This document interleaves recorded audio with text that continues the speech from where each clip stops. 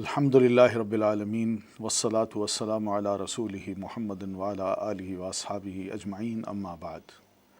ناظرین محترم، سورہ یاسین کی کچھ آیات کو ہم نے سمجھانے کی کوشش کی تھی کہ ان آیات میں اللہ تعالیٰ نے ہم انسانوں کو کیا سمجھایا ہے۔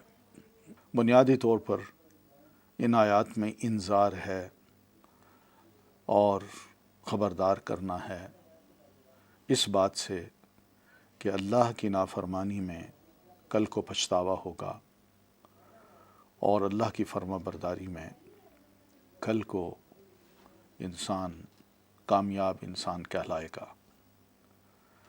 لیکن لوگ عام طور پر ان باتوں کو تسلیم نہیں کرتے، اس لیے کہ سامنے نہیں ہے۔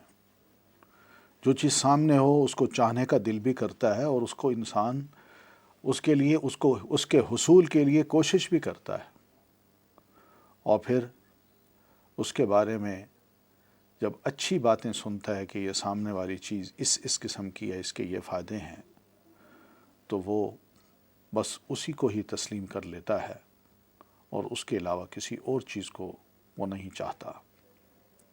ہمارا عالم اس دنیا میں کچھ اسی قسم کا ہی ہے۔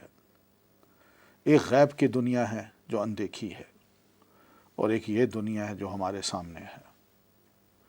ہمارے سامنے والی دنیا ہمیں اپنی طرف کھینچتی ہے، جبکہ اللہ تبارک و تعالی اپنی گفتگو میں، اپنے کلام میں ہمیں آخرت کے بہتر انجام کی طرف کھینچتے ہیں۔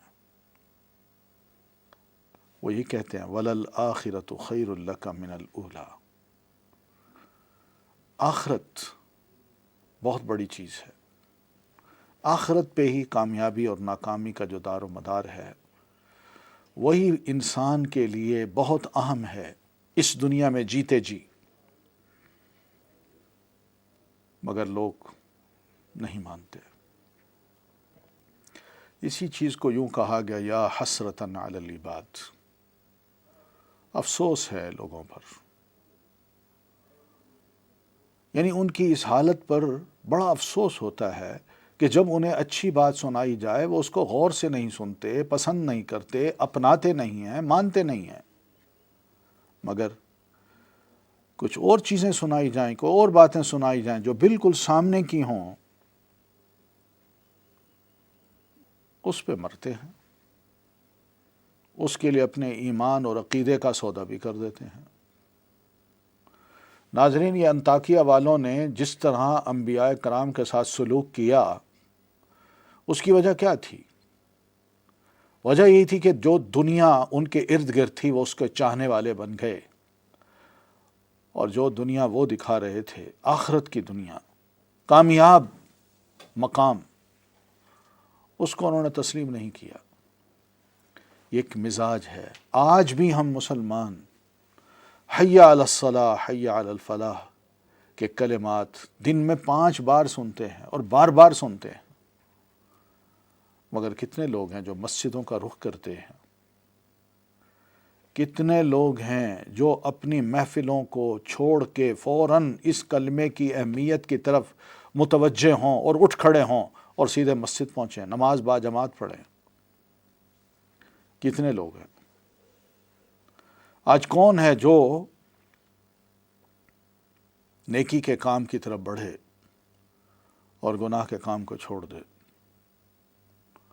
بہت کم لوگ ہیں، بہت کم لوگ، اور مجھ سمیت۔ یا حسرتاً علی العباد، افسوس لوگوں پر۔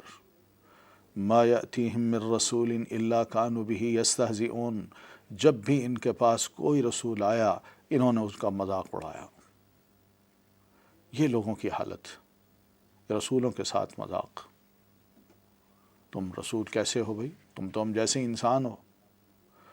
تم کہتے ہو مجھ پر اللہ تعالیٰ نے وحی نازل کی ہے، وہ کیسے وحی نازل ہوئی ہے؟ ایسا ہو ہی نہیں سکتا کہ اللہ تم پر وحی نازل کرے۔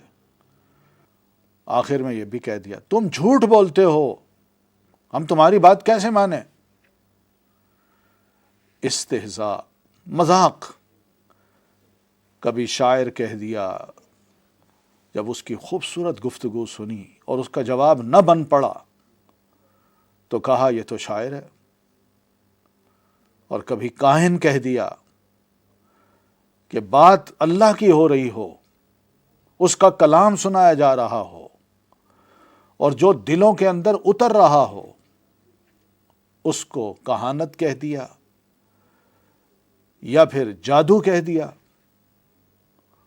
اور اگر بات برحق ہو اور سمجھ میں لوگوں کے آ رہی ہو اور اس ضدی انسان کو وہ بات ناپسند ہو تو وہ مذاق یوں بھی اڑاتا ہے کہ تم پاگل ہو، مجنون ہو.